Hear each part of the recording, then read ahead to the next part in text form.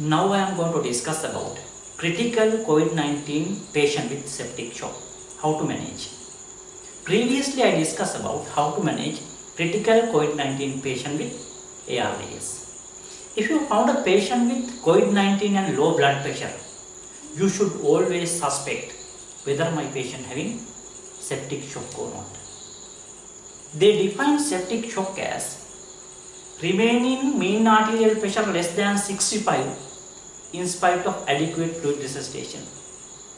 That means you need to start vasopressors in order to maintain mean arterial pressure of 65. So if you found a patient with COVID-19 and low BP and need to start vasopressors to maintain the mean arterial pressure more than 65 mm mercury, you can consider your patient having ARDS.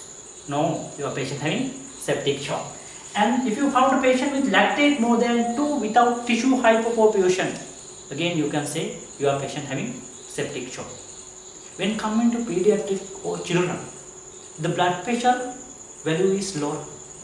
So their blood pressure less than 5th centile, we consider as they are having septic shock.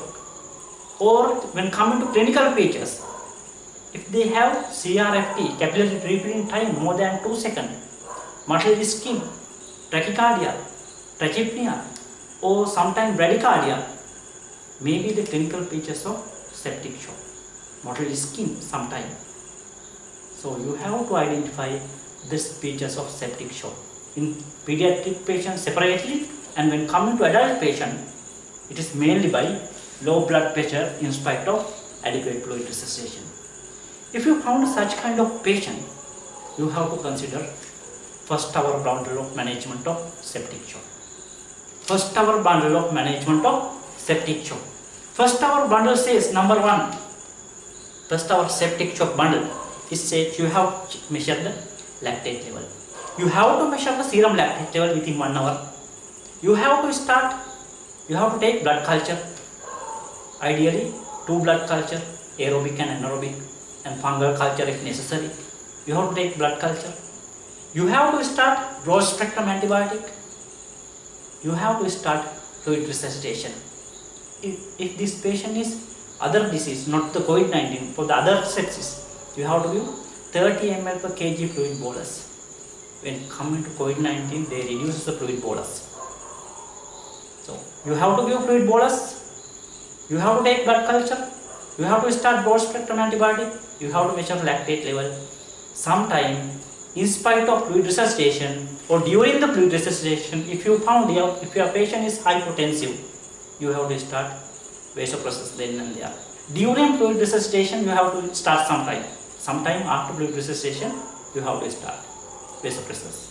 So here what I will going to do is, number 1, measure lactate level. If lactate high, you have to remeasure the lactate level. Remeasure lactate level. Number 2, blood culture. Then broad spectrum antibiotic you have to start. Then fluid resuscitation. Then you have to start vasopressors. All those things should have done within 1 hour. You have to stabilize your patient within 1 hour. But when coming to COVID-19 patient with septic shock, we are not going to give larger amount of fluid resuscitation. Our main worry is oxygen transfer across the alveolar capillary membrane. If you give larger amount of fluid, your patient can develop pulmonary edema. Your gas exchange can be affected by your large amount of fluid. Because of that, what we are going to do is, we are going to give 250 to 500 ml of crystalloid within 15 to 30 minutes.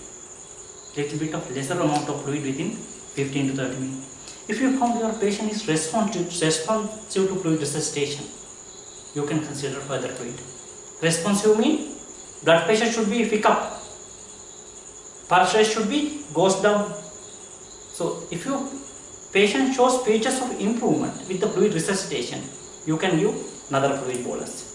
If you come across with a pediatric patient, their fluid bolus is 10 to 20 ml per kg fluid bolus.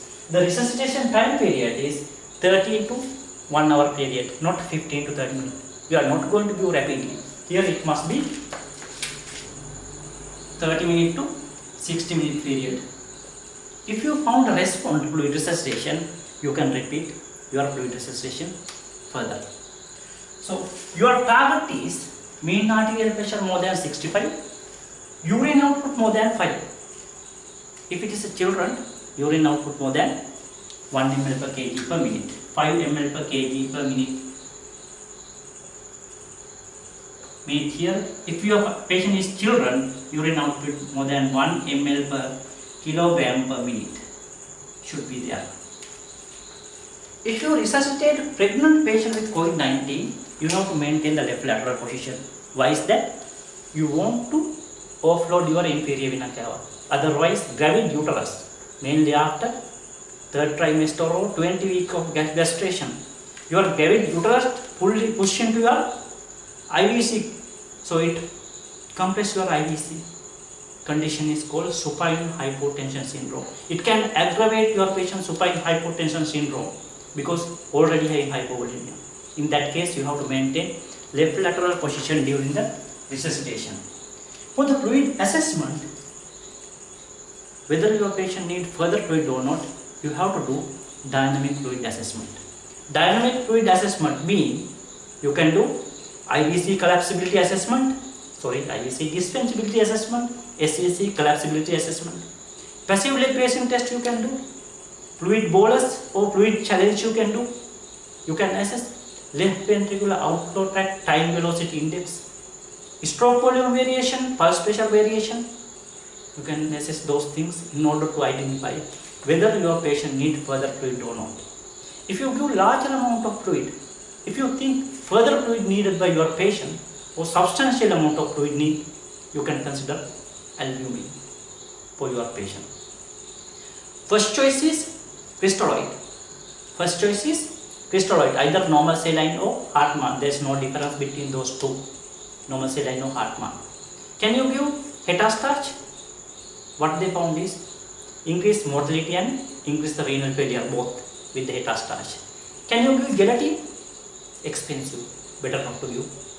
Can you give albumin? Yes, if you found your patient need substantial amount of fluid resuscitation, you can consider albumin, otherwise not. Then you have to consider vasopressors. Main vasopressor is noradrenaline here, noradrenaline. So you have to start noradrenaline in order to maintain the blood pressure. Mean arterial pressure 65 mm mercury. If it is children, you have to maintain blood pressure more than 5th centile. So if it is a children, the first choice is adrenaline. If it is adult, first choice is noradrenaline. When coming to adult population, the second choice is adrenaline. Second choice is adrenaline. If you do not have CVP life, can you give noradrenaline peripherally? Yes, this is dying situation. You have to find large vein somehow. You can give noradrenaline via large vein safely, but you have to carefully look at the site. Extravasation can cause necrosis. Or you can give noradrenaline, adrenaline, those drugs via intraosseous line safely.